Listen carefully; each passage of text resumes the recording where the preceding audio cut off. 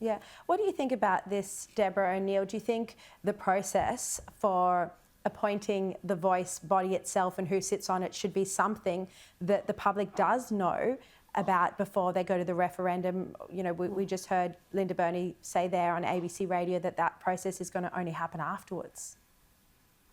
Look, I just fear that the animosity and the alarm that's part of this debate is taking us away from doing what we can do as Australians to echo the visionary and appropriate way in which we responded to the referendum opportunity in 1967. There's so much effort to embroider and cause alarm that we're losing sight of the facts of what's going on here.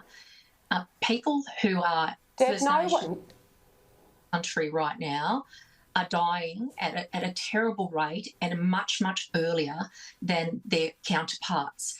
And we have to actually attend to the facts of that. So the reality is all this piece of legislation is going to do, this referendum, if it's approved, will mean that in our founding document, which I carry around with me, along with the United Nations Declaration on Human Rights, is a document that says there were First Nations people here. We acknowledge you. That's the first thing that happens. Nothing about how the government governs is going to change. How the government receives... That's not true, Deb. That's not true. That's not true. ...receives advice from First Nations people will change. And it's, I think, probably very appropriate that, given the differentiation of the ways in which different councils have been established, some are long-standing, there are different ranges of, right across New South Wales, most of my duty seats, they all have very different ways of representing the community currently. Right. Well, let me, before we go, let me just give Bridget a chance to respond to this.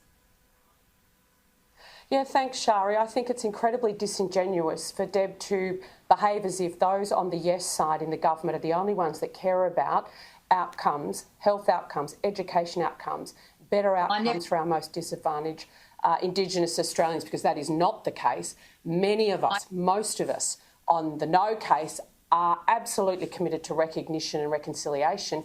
But what you are setting up is you cannot answer very simple questions such as, who is going to pick these people? Are they going to be picked out of Canberra?